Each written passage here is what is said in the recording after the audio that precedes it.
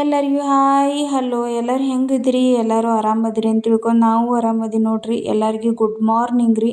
ಇವತ್ತಿನ ಬ್ಲಾಗ್ನಾಗ ಏನೇನು ವಿಶೇಷ ಐತಿ ಅಂತ ನೋಡೋಣ ಬರ್ರಿ. ಇವತ್ತಿನ ಬ್ಲಾಗ್ನಾಗ ಏನು ವಿಶೇಷ ಇತ್ತಂದ್ರೆ ರೀ, ಭೀಮನಮಾಸೆ ಬ್ಲಾಗ್ ರೀ. ಎಲ್ಲರಿಗೂ ಭೀಮನಮಾಸೆ ಹಬ್ಬದ ಶುಭಾಶಯಗಳು ರೀ.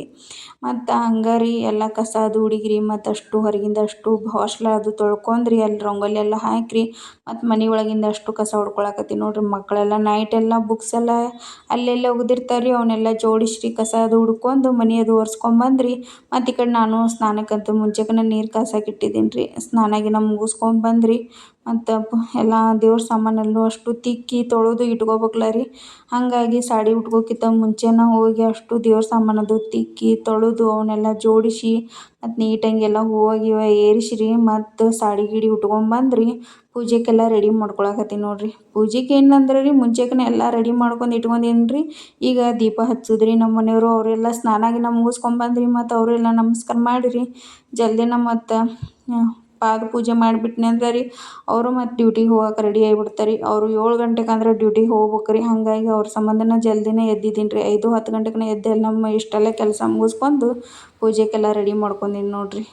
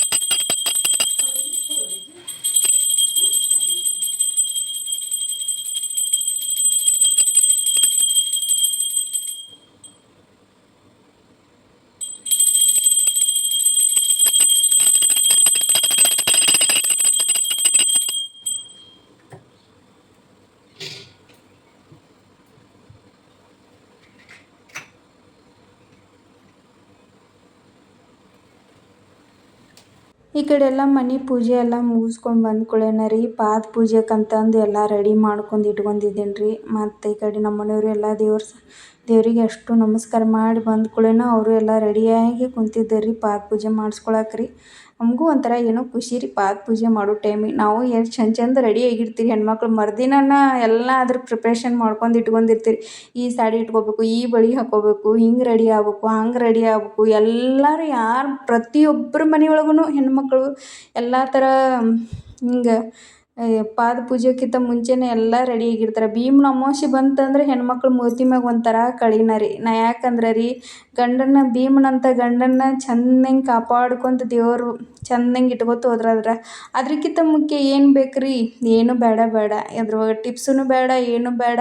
ಅದ್ರೊಳಗೆ ಈ ಟೈಮಿಗೆ ಅಂದ್ರೆ ಗಂಡು ಮಕ್ಳಿಗೆ ಹೆವಿ ಟೆನ್ಷನ್ ರೀ ಎಲ್ಲ ಕೆಲಸದ ಮ್ಯಾಗ. ಅವ್ರು ಹೊರಗಿಂದು ನೋಡ್ಕೋಬೇಕು, ಮನೆ ಒಳಗಿಂದು ನೋಡ್ಕೋಬೇಕು.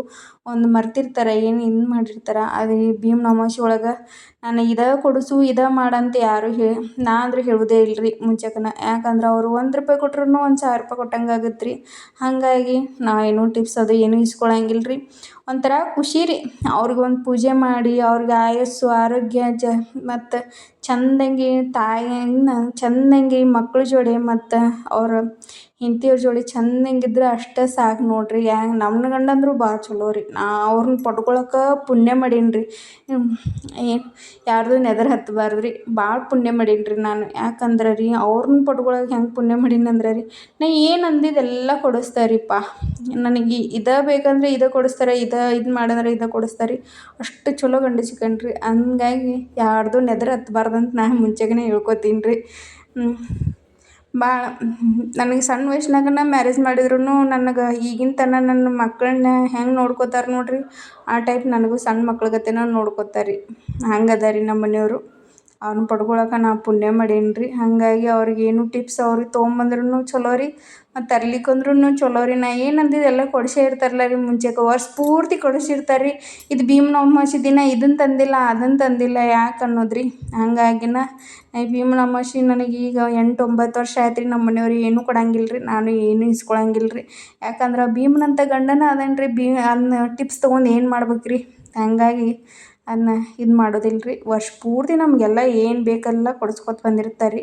ಅವ್ರದ್ದೆಲ್ಲ ಪಾದ ಪೂಜೆ ಎಲ್ಲ ಮಾಡಿ ಆದ ಕೂಡಲೇ ರೀ ಈ ಕಡೆ ಮತ್ತು ಉದ್ದಿನ ಕಡ್ಡಿ ಅದು ಬೆಳಗ್ಗೆ ರೀ, ಮತ್ತು ಆರತಿ ಅದು ಮಾಡಿ ಆದ ಕೂಡಲೇ ರೀ ಅವ್ರಿಗೆ ತಲೆ ಒಳಗೆ ಇದನ್ನು ಹಾಕ್ರಿ ಅಂತ ಅಂದೇನಿ ರೀ. ನಮಸ್ಕಾರ ಮಾಡಿ ಕೂಡಲೇ ಅವ್ರು ಏನು ಮಾಡ್ಯಾರ ರೀ, ನನ್ನ ತಲೆ ಒಳಗೆ ಹಾಕೋದು ಬಿಟ್ಟು ಅವ್ರ ತಲೆ ಒಳಗೆ ಹಾಕೊಂಡಾರ ರೀ. ಈ ಕಡೆ ಬಾಗಲಕೋಟೆ ಸೈಡ್ ಏನು ಮಾಡ್ತಾರೆ ರೀ, ಎಲ್ಲ ದೇವಸ್ಥಾನಕ್ಕೆ ಅದು ಹೋದ್ರಂದ್ರೆ ರೀ